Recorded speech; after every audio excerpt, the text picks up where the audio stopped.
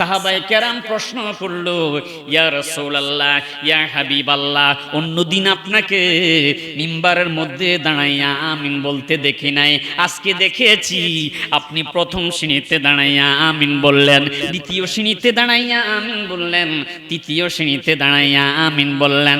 হাকিকত কিছুই বুঝলাম না।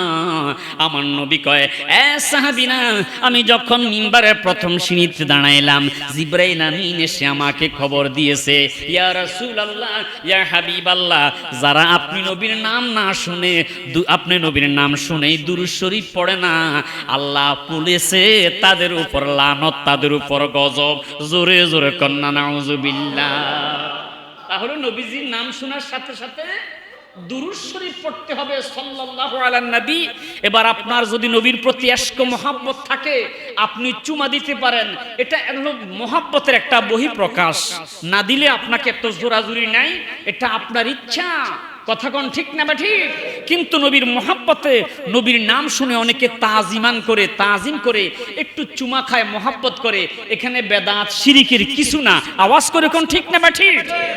কারণ হযরতে আবু বকর সিদ্দিক রাদিয়াল্লাহু তাআলা আনহু, তিনি একদিন বেলাল রাদিয়াল্লাহু তাআলা আনহু যখন আযান দিচ্ছে, আযানের মধ্যে নবীর নাম উচ্চারণ করেছে, তিনি সাথে সাথে পড়লেন সাল্লাল্লাহু আলাইকা ইয়া রাসূলুল্লাহ বলে তিনি সুমা খাইয়া চোখের মধ্যে লাগাইছে।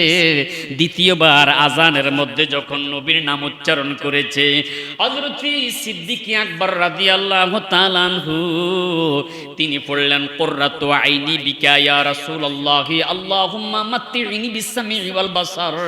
তিনি এবার চুমা খাইলেন, চোখের মধ্যে লাগাইলেন। আযান যখন শেষ হয়েছে, জিজ্ঞেস করলো আমার নবী যে, আবু বকর সিদ্দিক, তোমাকে আজকে দেখিয়েছি আমি নবীর নাম শুনে তুমি চুমা খেয়েছো, কারণ কি? ডাক দিয়া কই, ইয়া রাসূলুল্লাহ, আপনার মহব্বতে আপনার নাম শুনে আমি চুমা খেয়েছি। নবী বললেন, মান ফাআলা মিথলা মা ফাআলা খলিলি আল্লাহ আলাইহি শাফাআতি।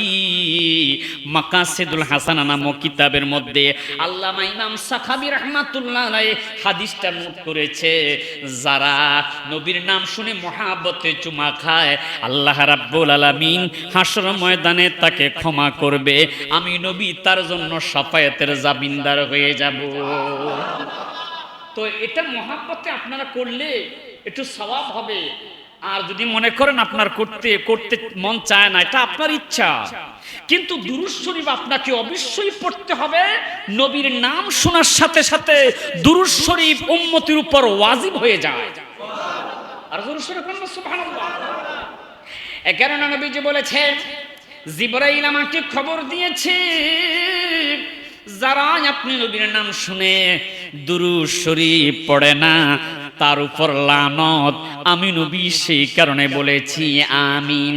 আমার নবীজি ফরমান, নাসাই শরীফের মধ্যে হাদিসটা এসেছে, আল্লাহর হাবিব সরকারে দো আলম নবী মুহাম্মাদুর রাসূলুল্লাহ সাল্লাল্লাহু আলাইহি ওয়াসাল্লাম বলেন, ইন্না লিল্লাহি মালাইকাতান সাইয়্যাহিনা ফিল আরদি। আকাশ জমিনের মধ্যে একদল ফেরেশতা সাইর করে, সফর করে, জায়গায় জায়গায় যায়। আপনাদের এই শাকপুর মসজিদের মধ্যে রহমতের কিছু ফেরেশতা আল্লাহ পাক রব্বুল আলামিন নিয়োজিত করে রেখেছে, যারা জায়গায় জায়গায় সাইর করে। নবীজি বলে, ইন্না লিল্লাহি, নিশ্চয়ই আল্লাহ তাআলা মালাইকাম ফেরেশতা সাইয়্যাহিনা, যারা সফর করে বিভিন্ন জায়গায়। কেন সফর করে গো? আল্লাহর হাবিব বলে, ইউবাল্লিগুনানি মিন উম্মাতিস সালাম, যারা নবীজিকে ইয়া নবী সালামু আলাইকা বলে সালাম দেয়, নবীর উপর দুরূদ শরীফ পড়ে, নবীর দুরূদ এবং সালামগুলো নিয়া ওই রহমতের ফেরেশতারা ইউবাল্লিগুনানি মিন উম্মাতিস সালাম, উম্মতের সালাম, উম্মতের দুরূদ আমার নবীজির কাছে পৌঁছাইয়া দেয়। আর জোরে বলেন না।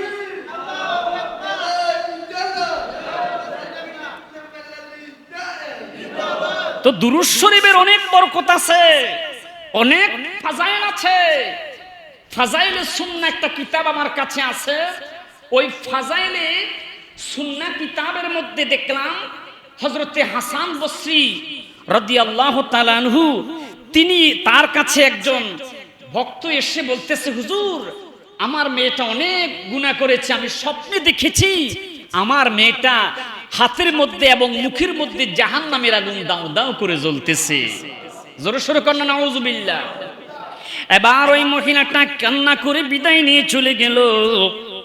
রাতের বেলা হযরতে হাসান বসরি তিনি স্বপ্নে দেখতে পাইল একটা মেয়ে জান্নাতের বাগানের মধ্যে আনন্দে উল্লাসে নাচানাচি করতেছে, আনন্দে গান গাইতেছে। জিজ্ঞাসা করলো, তুমি কে, তোমার পরিচয় কি? ডাক দিয়া কয়, হুজুর গতকালকে আমার মা আপনার কাছে এসে বলেছে আমি জাহান্নামের আগুনে দাও দাও করে জ্বলতেছি। হযরতে হাসান বসরি তাকে জিজ্ঞাসা করলো, তাহলে তুমি এই নিয়ামত কিভাবে পেলে? জান্নাতের তুমি মেহমান কিভাবে হলে? জান্নাতের বাগানের মধ্যে তুমি কিভাবে আসলে? ওই মেয়েটা ডাক দিয়ে বলল, হুজুর আমরা 70 জন বিশিষ্ট একটা কবরস্থান, যারা জাহান্নামের আগুনের মধ্যে কষ্ট পাইতেছি, আল্লাহর একজন বুজুর্গ বান্দা ওই কবরের পাশ দিয়ে যাওয়ার সময় একটু দাঁড়াইয়া আল্লাহর হাবিবের উপর দুরূদ শরীফ পড়ে আমাদের জন্য যখন দোয়া করলো, দুরূদের উসিলায় আল্লাহ আমাদেরকে ক্ষমা করে জান্নাত দিয়ে দিছে। এই কারণে বেশি বেশি করে মা বাবার কবর জিয়ারত করবেন আর দুরূদ শরীফ পড়বেন। আপনার যদি এই যে কবর জিয়ারত করলেন, জিয়ারত শব্দের অর্থ হলো দর্শন করা, মানে দেখা। আপনি যখন কবরস্থানে দাঁড়াইয়া সূরা ফাতিহা, ইখলাস, দুরূদ শরীফ পড়ে আল্লাহর কাছে হাত বাড়াইয়া তাদের জন্য দোয়া করেন, আপনি জীবিত, আপনার দোয়াটা তাদের কাছে পাহাড় পরিমাণ সওয়াব হয়ে তার কবরে পৌঁছে আল্লাহ তাকে মাফ করে দিবে। জোরে সোরে কন্যা সুবহানাল্লাহ। আল্লাহর হাবিব সরকারে দো আলম নবী মুহাম্মদুর রাসূলুল্লাহ সাল্লাল্লাহু আলাইহি ওয়াসাল্লাম বলে, এই সমস্ত রহমতের ফেরেশতারা তারা দৈনিক জায়গায় জায়গায় জায়গায় জায়গায় সায়ের করে, সফর করে। আল্লাহর নবী বলে, কেউ যদি প্রতি জুমার দিন 1000 বার দুরূদ শরীফ পড়ে, তাহলে আল্লাহ পাক রব্বুল আলামিন দুনিয়ার মধ্যে থাকা অবস্থায় তার মৃত্যুর আগে আল্লাহ তাকে লা ইয়ামুতু মৃত্যু দিবে না। আল্লাহ পাক রব্বুল আলামিন মৃত্যু দিবে না, সে যে জান্নাতের মধ্যে যাবে ওই জান্নাত না দেখাইয়া।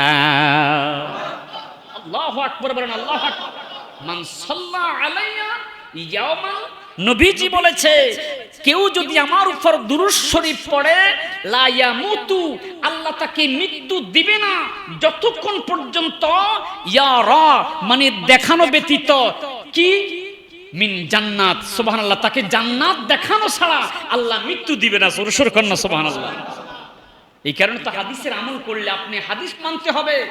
হাদিস যদি না মানেন তাহলে আপনি এই নিয়ামতের সংবাদগুলো কোথায় পাবেন? কথা কোন ঠিক না বেঠিক? কোরআন মানলাম, হাদিস মানলাম না, আপনি পরিপূর্ণ ঈমানদার হতে পারবেন না।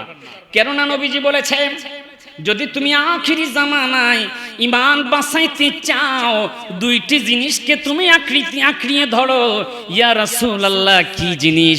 আল্লাহর রাসূল বলে, একটা হলো কিতাবুল্লাহ, আল্লাহর কিতাব পবিত্র কোরআনুল কারীম, যেই কোরআনুল কারীমের মধ্যে লা রাইবা ফিহি হুদাল্লিল মুত্তাকিন, বিন্দু মাত্র সন্দেহ নাই, ওই কোরআন তুমি আঁকড়িয়ে ধরো। আর একটা হলো ওয়া সুন্নাতু রাসূলিল্লাহি সাল্লাল্লাহু আলাইহি ওয়াসাল্লাম, অর্থাৎ নবীজির হাদিস। কোরআন এবং নবীর সুন্নাহ, নবীর হাদিস তুমি যদি আঁকড়িয়ে ধরো, ফাইন তামাসসাকতুম বিহিমা লাম তাজিল্লা আবাদা, তুমি কখনোই পথভ্রষ্ট হবে না, তুমি জাহান্নামের পথের মধ্যে যাবে না। জোরে জোরে কন্যা সুবহানাল্লাহ। এই কারণে আল্লাহওয়ালা লোকগুলো দেখবেন সব সময় চুপ থাকে, যে আমার কোন কথার দ্বারা কারো কোন মনে কষ্ট লাগে, কোন বেজাল যে সৃষ্টি হয়ে একবারে সব এলোমেলো হয়ে যায়। আল্লাহওয়ালা লোকগুলো দেখবেন তাদের একটাই চিন্তা, আমি আল্লাহকে সেজদা দিতে আসি, আল্লাহ আমার ইবাদত কবুল করুক, তার চিন্তা ভাবনা এটাই থাকে। জোরে সোরে কন্যা সুবহানাল্লাহ।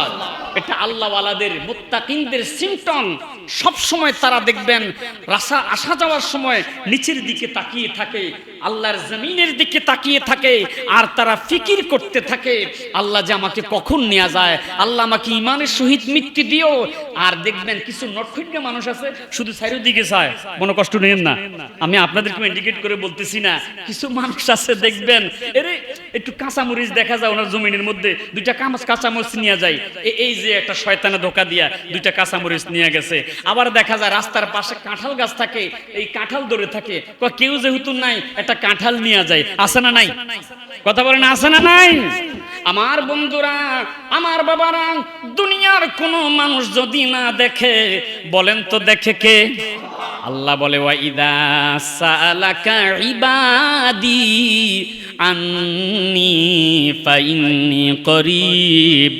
ও বন্ধু, আপনি মানুষদেরকে জানিয়ে দিন, দুনিয়ার কেউ যদি না দেখে আমি দেখি রে, কারণ আমি প্রতিটা মানুষের নিকটে আছি। কত নিকটে আছেন? ওয়ানাহানু আকরাবু ইলাইহি মিন হাবিলিল ওয়ারিদ। বান্দার শাহরগের চাইতে আরো নিকটে আছি। আরো জোরে সরে বলেন না সুবহানাল্লাহ।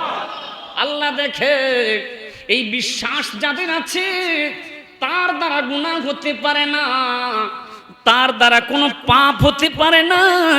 যদিও ভুল বশত তার দ্বারা গুনাহ হয়ে যায়, আল্লাহওয়ালা বান্দাগুলো, মুমিন বান্দাগুলো অনুতপ্ত করতে থাকে, আহা আমি কি করলাম, আমার দ্বারা তো গুনাহ হয়ে গেছে, আমি পাপিষ্ট হয়ে গেছি। এই যে অনুতপ্ত করলো, সে যে নিজেকে অপরাধী মনে করতে শুরু করলো, আল্লাহ পাক বান্দার উপর খুশি হইয়া যায়। বান্দা যদিও গুনাহ করে ফেলেছে, গুনাহ করার কারণে সে অনুতপ্ত করতেছে, আল্লাহ তাকে ক্ষমা করে দিবে। আর জোরে সরে বলেন না সুবহানাল্লাহ। এটা মুমিন বান্দার সিম্পটম। তারা সব সময় আল্লাহর ইবাদতে মশগুল থাকে, যদিও তার দ্বারা গুনাহ হয়ে যায় সে অনুতপ্ত করতে থাকে, সে নিজেকে ছোট মনে করতে থাকে, আয় হায় কি করলাম। আর পাপিষ্ট লোকগুলো গুনাহ করতে করতে করতে করতে তার অন্তরটাকে কলুষিত করে ফেলে। এখন আর তার কাছে ইবাদত ভালো লাগে না। মসজিদ আজান হয়, সে মসজিদের মধ্যে আসে না। আল্লাহ রাসূল বলে ওয়াশাবাতান নাশা বিইবাদাতি রাব্বিহি। যুবক যারা ইবাদতের মধ্যে মশগুল থাকে রে, ইয়াউমা লা জিল্লা ইল্লা জিল্লুহু, হাসর ময়দানে যখন কোনো ছায়া থাকবে না আল্লাহ পাকের আরশের ছায়া ব্যতীত, ওই আরশের ছায়ার মধ্যে আল্লাহর পেয়ারা বান্দাগুলোকে আল্লাহ পাক রাখবে। আর জোরে সরে বলেন না সুবহানাল্লাহ।